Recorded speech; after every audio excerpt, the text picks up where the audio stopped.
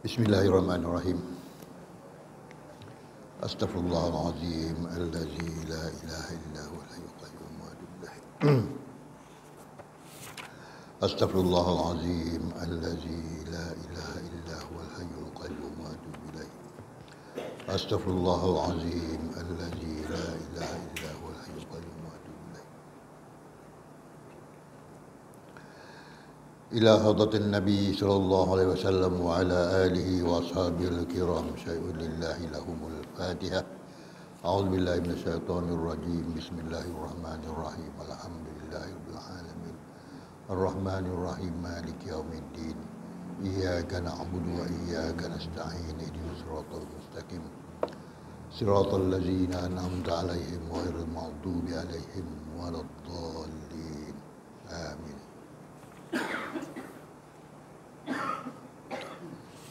Assalamualaikum warahmatullahi taala wabarakatuh. Alhamdulillahirabbil alamin wassalatu wassalamu ala asyrafil anbiya wal mursalin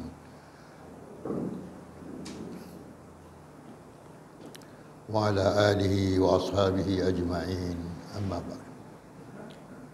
Yang dihormati pengurusi Masjid Keria Seberang Batu Ampah, Cikgu Jalal, juga yang dihormati Tuan-Tuan Imam, Tuan Bilal, Tuan Siap, ahli-ahli jawatankuasa masjid, tuan-tuan dan tuan-tuan yang dirahmati Allah.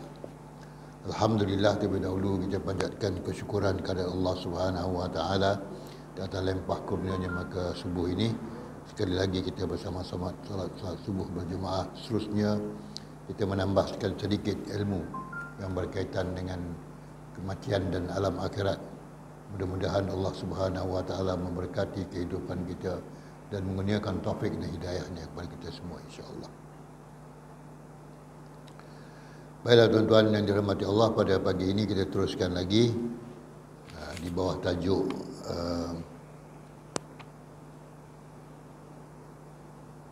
syurga, iaitu siapakah dia yang menjadi isteri di syurga, dan bagaimanakah wanita-wanita di syurga. Dan tajuk lagi, yang tajuk besarnya, dan tidak ada di syurga orang yang tidak menikah. Tak ada orang yang tak menikah di syurga. Walaupun di dunia dia tak nikah, tetapi di syurga dia akan menikah. Baiklah tuan,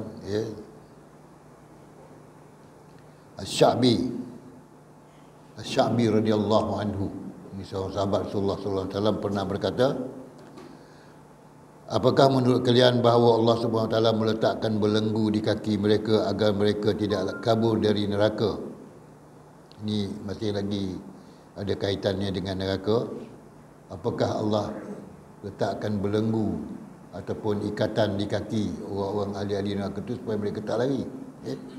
Apakah itu maksudnya? Jadi sebenarnya tidak. Demi Tuhan tidak, kerana sesungguhnya jika mereka hendak keluar, maka api akan menjala-nyala atas mereka hingga mereka tidak akan boleh keluar, dan api neraka pun tidak akan membiarkannya untuk keluar. Jadi tak payahlah diikat-ikat. Penghuni-penghuni neraka ni bukanlah maksudnya Allah letakkan belenggu, Allah letakkan kekang dia dan sebagainya. Bukan kerana dia tak lari, tetapi sebenarnya bukanlah tujuan itu, tetapi untuk menunjukkan azabnya di dalam neraka tu. Bukan saja azab dengan api neraka, tapi azabnya dengan diikat, dengan digari dan sebagainya. Itu satu keazaban. Macam kita tengok orang-orang yang banduan-banduan yang dibawa keluar, walaupun mereka dah menerima berbagai-bagai azab di dalam penjara, dalam dunia ni lah, diazab dan didenda dan sebagainya, dikurung. Tapi bila keluar, bila diiringi oleh warden penjara tersebut, masih lagi digari tangan dia. Walaupun ada 2 ataupun 3 orang warden yang menjaganya, tapi tangannya tetap digari, supaya dilihat di luar juga bahawa mereka ini tidaklah bebas, Dalam penjara memanglah di penjara, tetapi di luar penjara pun tangan mereka digari untuk menunjukkan mereka bukanlah orang yang boleh bebas seperti orang yang bebas yang lain.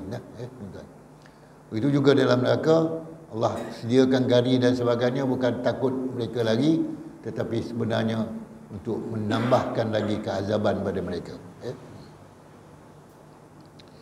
Ibnu Syihab pernah berkata, kami pernah mendengar bahawa bahasa penghuni syurga adalah bahasa Arab. Orang Arab, bukan orang Arab, bahasa Arab. Dalam syurga besok semua orang akan bercakap Arab. Bahasa di syurga. Sedangkan bahasa mereka ketika keluar dari kubur adalah bahasa Saryani. Bila keluar daripada kubur, wa iza bu'siratil kubur, bila manusia ni bila bangkit daripada kubur selepas berlakunya kiamat dan ditiupkan sangkakala yang kedua, bangkit daripada kubur, bahasa mereka yang pertama ialah bahasa Saryani. Digunakan bahasa Saryani, iaitu bahasa Yahudi tua, Yahudi tradisional, itu bahasa Saryani ataupun Hebrani. Jadi inilah sesuatu yang bukan maknanya ada kelebihan pada bahasa tersebut, tetapi bila orang Yahudi tahu bahawa bahasa mereka juga adalah bahasa yang diutamakan bagi mereka yang baru keluar dari kubur, jadi mereka rasa bahawa mereka adalah golongan yang dimuliakan. Sebab bahasa Saryani ini, bahasa ataupun Ibrani ini adalah bahasa-bahasa Taurat dan Injil. Jadi mereka rasa dimulia, dan dari ini pun kita lihat, mereka rasa tak bersalah bila bunuh orang ramai-ramai, ada lelaki atau perempuan atau kanak-kanak, mereka rasa tak bersalah sebab mereka rasa mereka lebih mulia daripada manusia-manusia lain. Ada istilah sebutkan gharim, dipanggil gharim, manusia lain ni daripada mereka dipanggil gharim, yang setara dengan yang tak setara dengan mereka lah, yang boleh mereka bunuh, yang boleh mereka hancurkan, boleh mereka buat. Sebab itu mereka rasa tak bersalah. Sebab itu awal-awal lagi Rasulullah SAW dalam Sabtu sabdanya menyebutkan supaya jangan ada timbul pula satu perasaan lain di kalangan orang-orang Arab terhadap orang-orang yang bukan Arab. Maka Rasulullah pun bersabda, la afdalal Arab anil ajam, atau kama qala, tidak ada kelebihan orang Arab daripada orang yang bukan Arab. Ajam tu orang bukan Arab lah. Awal-awal lagi Rasulullah dah beritahu, jangan rasa lebih, jangan rasa orang Arab ni lebih daripada orang Ajam. Malah ada ramai orang yang bukan Arab, terutamanya mereka-mereka yang hari ni yang meriwayatkan hadis-hadis, yang menghafal beribu-ribu hadis, yang menghafalkan ramai orang yang bukan Arab. Kita boleh orang Arab kata mereka lebih daripada orang yang bukan Arab. La afdal al-Arab anil ajam. Jadi bila disebutkan bahasa Saryani ialah bahasa yang mula-mula digunakan selepas kita keluar daripada kubur, itulah bahasa Yahudi, tuan-tuan. Bukan maknanya Yahudi itu satu bangsa yang mulia, bangsa yang tidak. Tapi itulah bahasa pertama yang akan digunakan nanti oleh mereka yang baru keluar daripada kubur. Sedangkan menurut Sufyan As-Sawri, siapa dia Sufyan As-Sawri ini adalah seorang tabi'in, yang di kalangan para ulama tabi'in yang yang paling tinggi sekali darjat dia lah, Sufyan As-Sawri ini rahimahullah, bahawa bahasa manusia ketika sebelum masuk syurga adalah bahasa Saryani. Sedangkan apabila mereka telah masuk syurga, maka mereka akan berbicara dalam bahasa Arab. Bila di luar sebelum masuk syurga, mereka berbicara dalam bahasa Saryani. Dah masuk syurga, mereka berbicara dalam bahasa Arab. Sebab itu dalam syurga kita kalau bertemu di antara satu ahli syurga dengan satu ahli syurga yang lain, kita beri salam, Assalamualaikum, bahasa Arab. Salam, Assalamualaikum, itu bahasa Arab. Tapi kalau setakat itu pun tak tahu kita bahasa Arab, itu bahayalah tuan-tuan. Bahayalah kita. Ya. Sebab itu kita dibiasakan dengan Assalamualaikum ni semasa kita hidup di dunia. Ya. Supaya kita menggunakan kalimah salam itu ataupun ucapan sejahtera itu semasa di syurga nanti. Ya. Kemudian bab yang ke-122,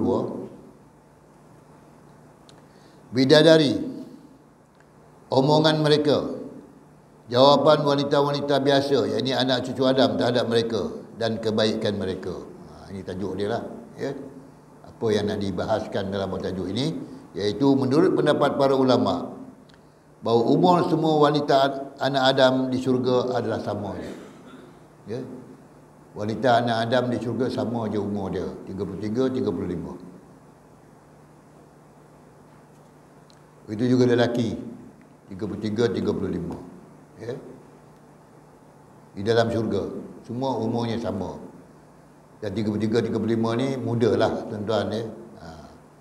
Jadi kalau lebih daripada itu, kalau ada yang menyebutkan umur dah 40, 50 itu bukan ahli syurga. Ahli syurga 33, 35. Ya. Tetapi sedangkan bidadari, umur dia berapa pula? Sedangkan bidadari umur mereka berbeza-beza. Ya, bidadari umurnya berbeza-beza, ada yang besar, ada yang umur mereka berbeza-beza. Dan ada bidadari itu yang besar, ada yang kecil sesuai dengan yang diingini pemiliknya. Ini maksud dia, bidadari itu umur berbeza-beza, tidak macam wanita-wanita ya, yang bukan bidadari tadi yang masuk syurga. Umurnya sama, dia tak sama. Ya. Umur bidadari ni tak sama. Ya. Tapi tak adalah yang tua. Ya. Mungkin ada 25, ada 21, ada 18. Ya. Ini umur bidadari lah. Tapi wanita-wanita lain yang manusia ni sama. 33, 35. Dan saiz mereka berbeza-beza. Ya. Ada bidadari yang besar, ada bidadari yang kecil, sesuai diingini pemiliknya. Itu bergantunglah pada orang yang nakkan bidadari yang macam mana. Ya. Bidadari yang kalau di dunia ni kata-kata macam Ratu Cantik dunia ke, dia dapat bidadari macam tu. Malahan bidadari itu lebih cantik lagi pada Ratu Cantik dunia ni tuan-tuan. Ya. Lebih cantik lagi. Dan tak dapat nak dibayangkan cantiknya. Ya. Sebab itu nanti kita akan jumpa bagaimana kalaulah bidadari itu turun ke dunia ni, ya, gelamnya pun dah mengalahkan cahaya matahari. Cahayanya terang benderang. Ya. Jadi saiz bidadari ini besar ataupun kecil bergantung kepada apa yang dimahukan oleh suami dia, pemilik dia. Pemiliknya itu adalah suami dia. Ya. Menurut Aisyah radhiyallahu anha, apabila para bidadari syurga mengungkit hal di atas, apabila bidadari syurga mengungkit hal di atas, mengungkit pasal apa? Terus kenapa mereka umur tak sama satu? Kenapa mereka berbeza-beza di segi umur dan juga berbeza-beza dari segi saiznya, ya. Maka para wanita anak cucu Adam akan berkata kepada mereka, ya. Jadi wanita-wanita anak cucu Adam, wanita-wanita manusia ni, bukan bidadari ni, akan berkata kepada bidadari, kami adalah orang-orang yang mendirikan salat. Itu jawapan wanita-wanita anak cucu Adam. Ya. Kami adalah orang-orang yang mendirikan salat dan kalian tidak mendirikan salat. Orang bidadari tak dirikan solat. Ya. Kita pun bila masuk dalam syurga ataupun bila di hari akhirat besok, tak ada lagi dah amal ibadat ni. Semua dah tak ada dah, puasa tak ada, ya. Solat pun tak ada, ya. Apa-apa amalan-amalan yang kita buat sebagai satu ibadah masyarakat dunia, apabila berlaku akhirat, apabila berlaku kiamat, semuanya dah tak ada lah. Sama seperti kita lah, bila kita masuk kubur, habislah. Di mana sabda Rasulullah SAW, "Iza mata ibnu Adam inqata'a amalu." Bila mati dah seorang anak Adam tu, maka terputuslah amalnya. Tak ada amal lagi dah. Tak ada kita nak tambah pahala lagi dah bila kita dah mati. Hanya ada 3 cara yang pahala kita bertambah walaupun kita dah mati. Pertama, kalau kita ada anak lelaki yang salih, waladun salihun yad'u lahu, anak yang salih yang mendoakan dia. Yang kedua, sedekahun jariyah. Kalau dia ada meninggalkan sedekah jariah sebelum dia mati, masa hidup dia bersedekah banyak, pertama. Yang kedua, dia mewakafkan harta dia, ya. Banyak yang diwakafkan, ya. Jadi itu semuanya akan mendatangkan pahala berterusan walaupun dia dah mati. Yang ketiga, ilmun, ya, yuntafa' bih. Dia menyebarkan ilmu yang memberi manfaat kepada manusia. Inilah 3 perkara yang berterusan pahalanya walaupun seseorang itu telah mati. Sebab itu masa mati dah tak boleh beribadah dah. Kita tak boleh berzikir dah. Kita tak boleh baca Quran dah. Ya? Cukup. Dah cukup diberi. Kalau 50 tahun, 50 tahun lah. Kalau 60 tahun, 60 tahun. Banyak tu je lah yang kita boleh himpunkan pahala kita. Ataupun dosa kita pun terhimpun sebanyak mana umur yang Tuhan beri kepada kita. Ya? Tak boleh tambah-tambah dah. Bila kita dah mati, tak boleh tambah-tambah dah pahala. Kecuali 3 perkara tadi. Ya?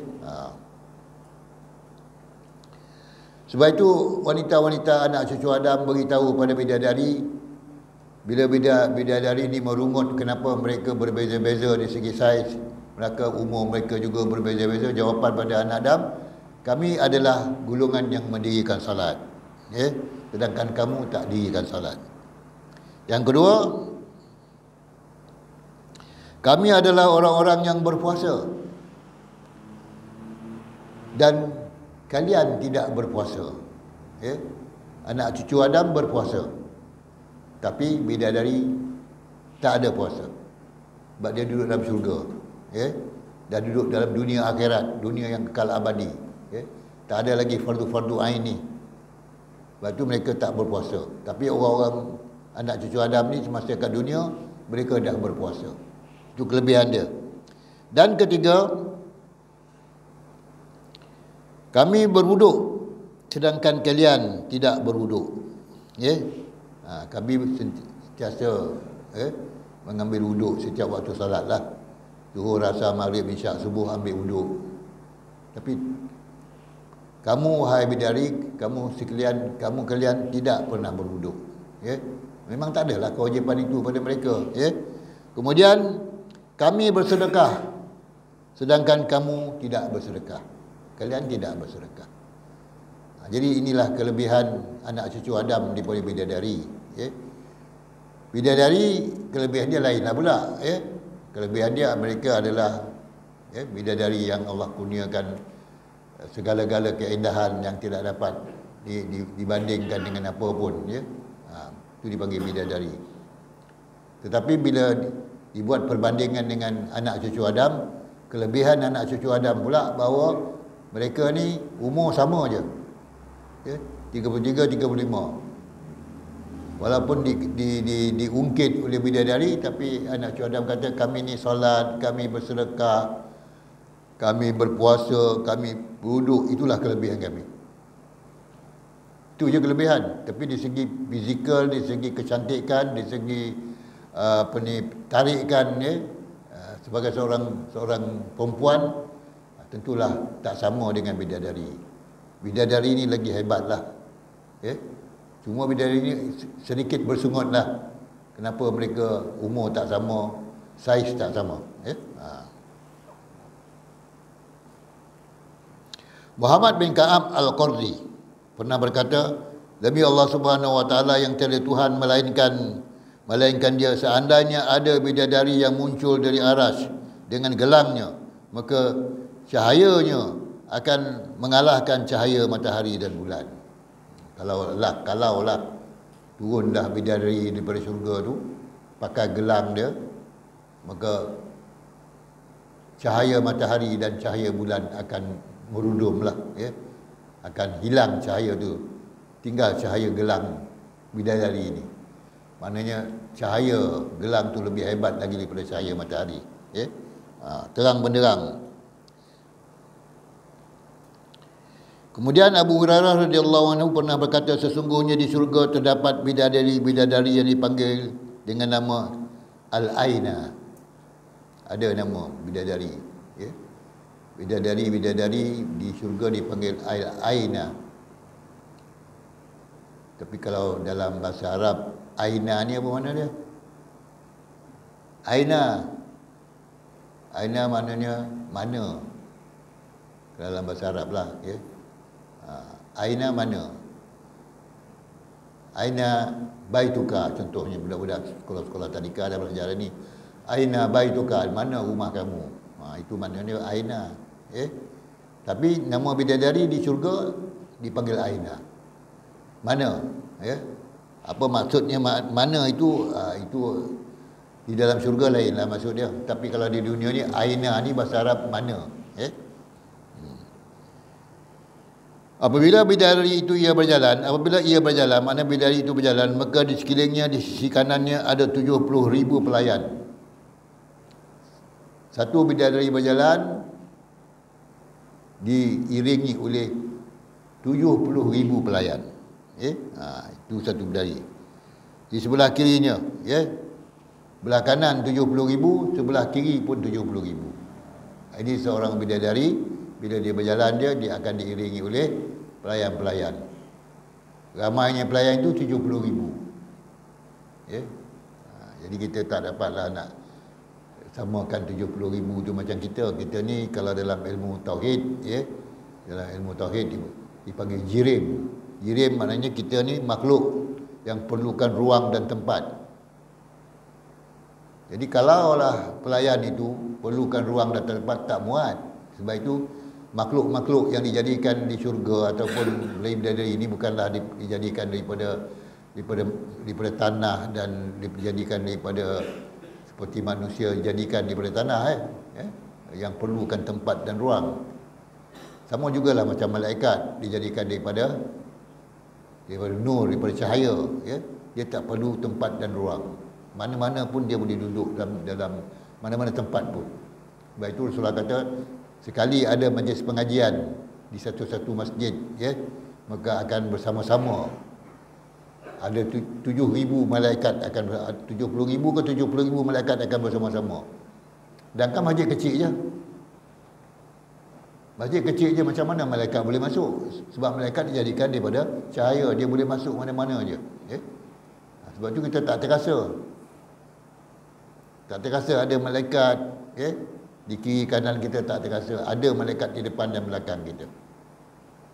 Tapi ada waktunya malaikat ni akan menjelmakan diri dia, ya. Seperti dalam kes peristiwa Uwais Al-Qarni, seorang yang sangat dikenali di langit tetapi tidak berapa dikenali di kampung dia.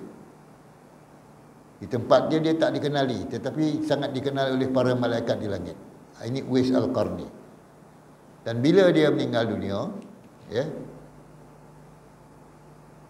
didapati ada ramai orang yang datang. Sedangkan dia tak dikenali, tapi cukup ramai orang. Ribu-ribu orang datang. Sebab malaikat menjelmakan diri dia, ya?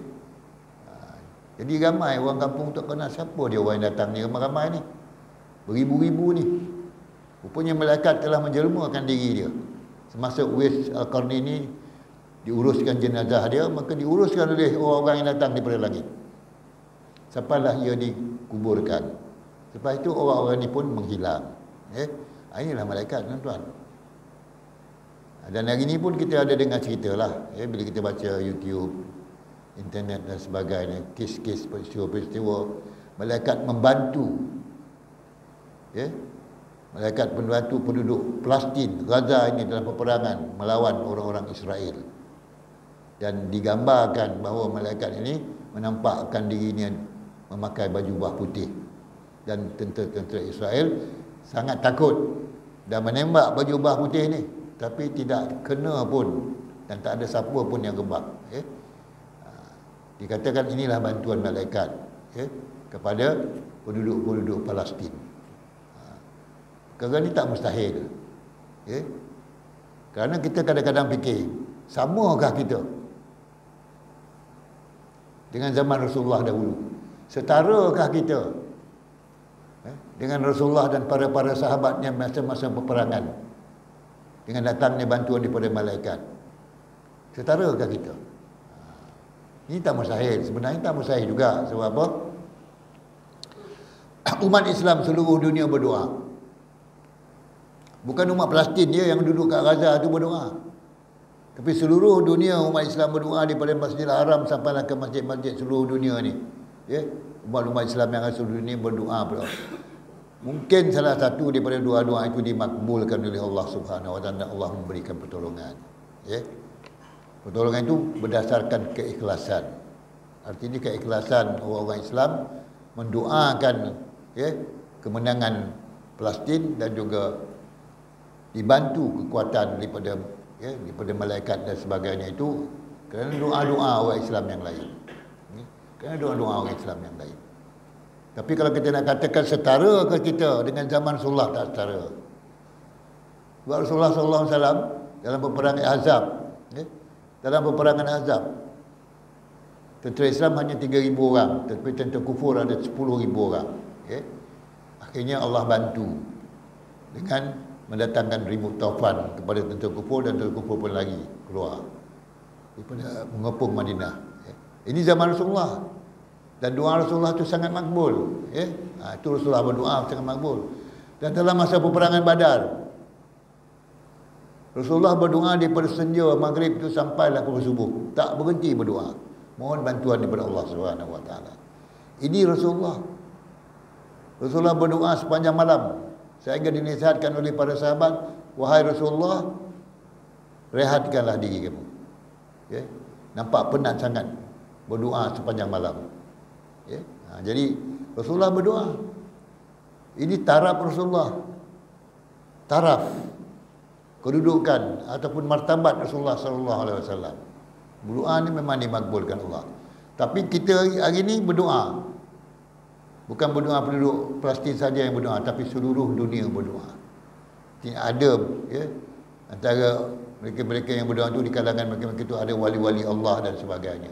Di doa-doa mereka dimakbulkan. Sebab itulah tak mustahil munculnya tentera-tentera daripada malaikat yang berbaju putih dalam peperangan di Palestin ini, tuan-tuan dan dirahmati Allah.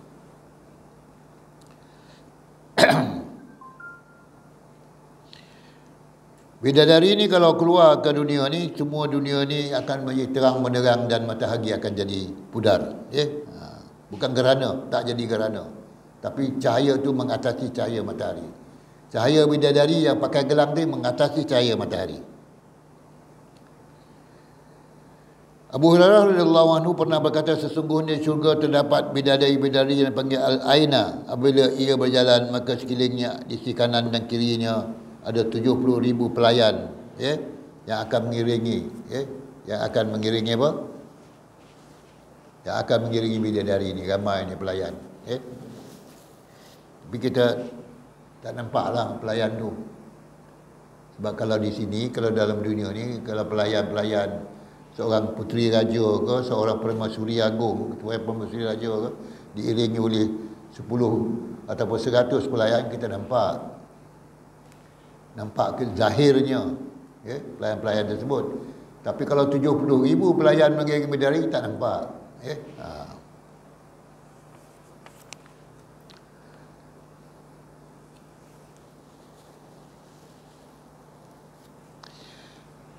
Dan bidadari yang berjalan ini dan diiringi oleh pelayan-pelayan seramai 70,000 kiri dan kanan ini, sambil berjalan mereka akan berkata, manakah orang-orang yang mengajak kepada kebaikan dan yang melarang daripada kemungkaran?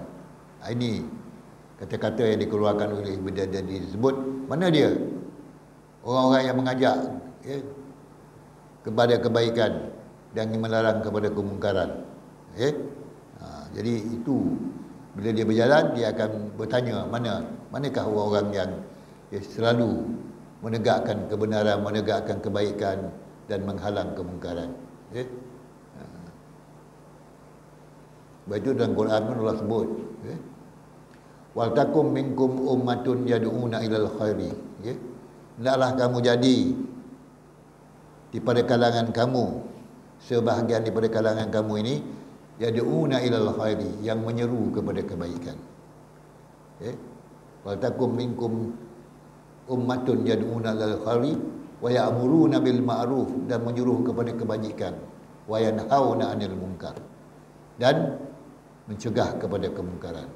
Wajib ada satu golongan dalam orang-orang Islam ni, satu kumpulan yang tugasnya Taifah ni satu kumpulan yang tugasnya yad'una ilal khairi, menyeru kepada kebaikan,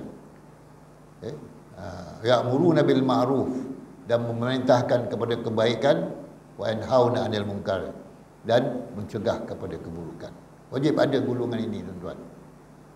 Dulu ada, kalau tuan-tuan ingatlah, ada satu kumpulan dipanggil Badar di Selangor. Ingat tak, tuan-tuan?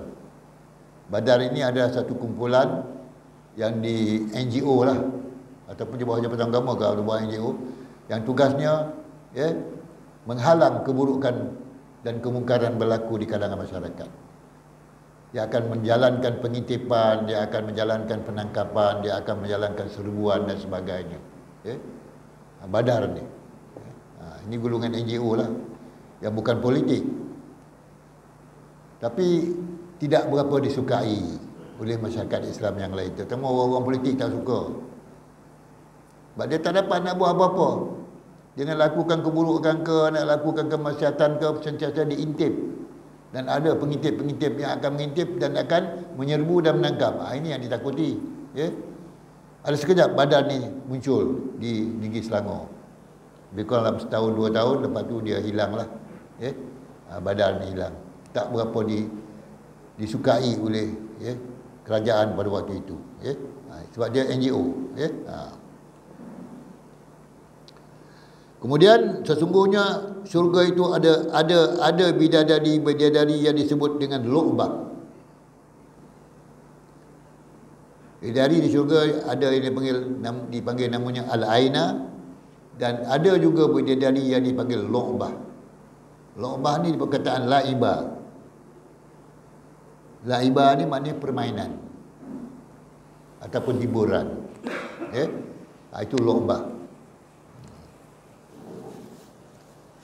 Ada yang dipanggil lu'bah. Jadi tahulah kita daripada awal lagi, kita dah tahu dah. Sebelum kita masuk syurga ni, nak panggil bidadari ni macam mana? Aina ataupun lu'bah? Bidadari ni ada nama aina, ada yang dipanggil lu'bah, ada yang dipanggil aina.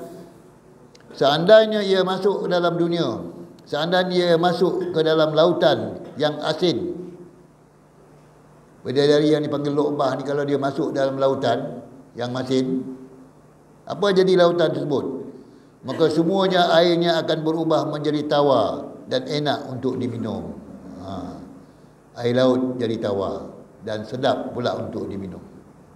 Sekiranya bidadari yang bernama lu'bah ni masuk lautan jadi tawar dan sedap pula diminum. Ini lautan-lautan yang sekarang ni lautan yang masin lah, tuan-tuan. Yang lebih masin lagi ialah lautan mati. Lautan mati di Jordan tu, itu sangat masin lah. Tumpat masin dia. Sehingga tak ada hidupan pun yang hidup di dalam laut mati tersebut. Tak ada ikan, tak ada udang, semua tak ada lah. Tak boleh tahan dengan terlalu masinnya laut mati tersebut.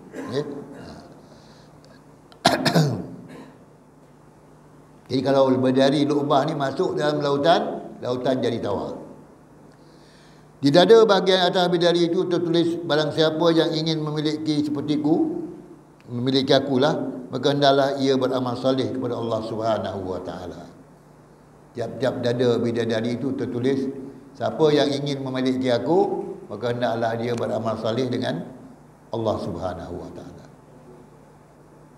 Bila kita beramal saleh ni? Ke akhirat, ke dunia tak dapat amal saleh dah. Sebab itu maksudnya kat sini, amal saleh ni hendaklah dilakukan di dunia. Kalau nak dapat bidadari lah di akhirat besok, dalam syurga. Dan dalam syurga memang disediakan bidadari, sebab semua orang yang masuk syurga itu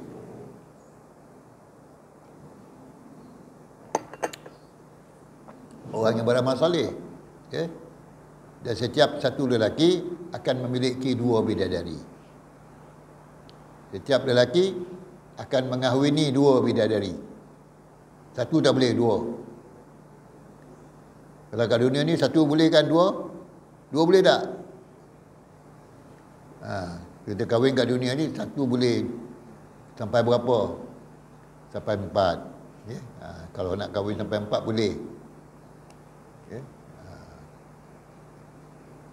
Tapi kahwin 4 ni kalau diikutkan bahawa zaman Rasulullah tu semua sahabat kahwin 4.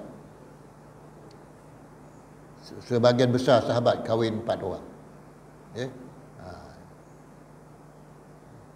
Jadi kalau dah satu perkara biasa kahwin 4 orang dalam masa itu, dia tak jadi pelik lah kalau semua orang kahwin 4. Kalau semua orang dah kahwin 4, tak jadi pelik lah orang lain-lain kan kahwin 4. Tapi yang jadi pelik ni, dah jadi biasa tempat kita ni kahwin 1, bila kahwin 4, dia akan jadi pelik.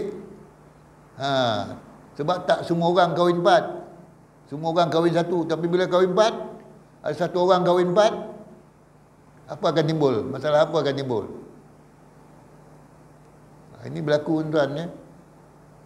Kahwin 2 pun bergaduh juga. Sebab apa? Saya tahu antara yang bergaduh atas kubur dulu, bergaduh atas kubur. Bukan bergaduh atas rumah, dah suami dia mati, harta pun banyak, bergaduh atas kubur. Isteri pertama datang kat kubur, isteri kedua datang kat kubur, bukan datang nak pergi mengiringi jenazah, tapi datang untuk bergaduh. Berperanglah atas kubur tu. Ini masyarakat yang belum biasa dengan kahwin ramai ni. Sampai ke kubur pun mereka bergaduh. Tapi masyarakat zaman Rasulullah, zaman dipanggil zaman salafus salih, semua orang dikatakan berkahwin 4 dan lebih. Berkahwin 4 bukan lebih, berkahwin 4. Paling banyak pun 4 dia kahwin. Lepas tu kalau dia cerai pun ganti lagi 1, 4. Jadi kalau dah biasa, tak jadi masalah kalau semua orang kahwin 4. Ni yang tak biasa ni di tempat kita ni, kalau siapa-siapa pun kahwin 4. Ya. Orang lain tak akan tolong lah. Kalau dia huru-hara lah satu keluarga dia tu.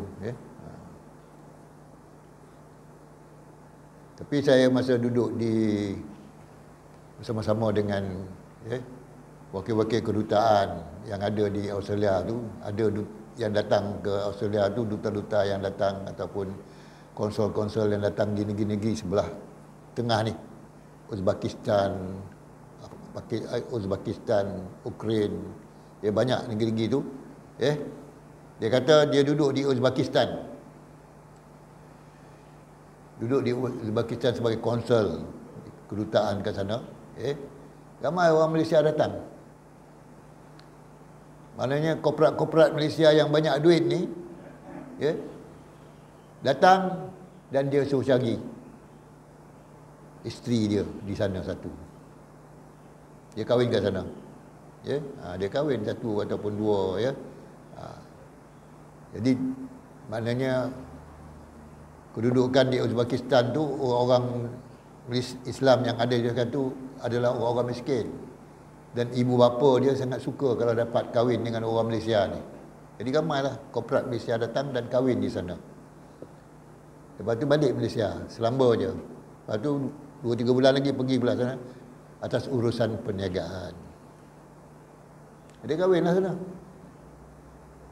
Di Uzbekistan, di mana yang cantik-cantik di Chechnya, semua perempuan-perempuan dia cantik-cantik semua di sana.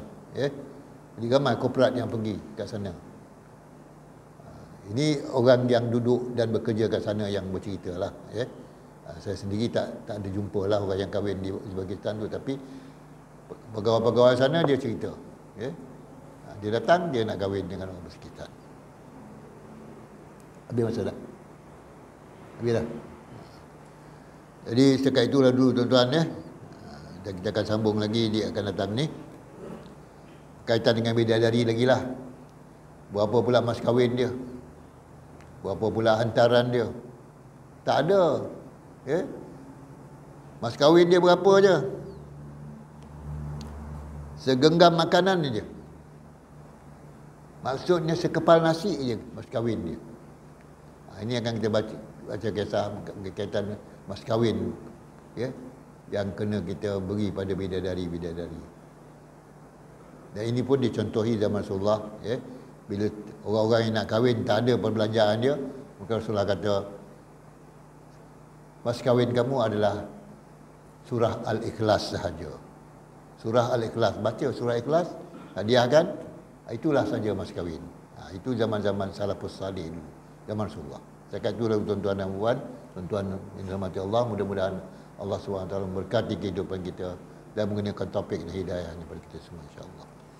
Bismillahirrahmanirrahim. Alhamdulillahirabbil alamin wassalatu wassalamu ala asyrofil anbiya wal mursalin wa ala alihi wa ashabihi ajmain. Allahumma zidna ya rabbi fahman nabiy. Allahumma zidna ya rabbi fahman nabiyyin wa hifdzal mursalin wa ilham malaikatil muqarrabin bi amatin ya arhamar rahimin. Rabbana atina min ladunka rahmah wa hayyi' lana min amrina rasyada.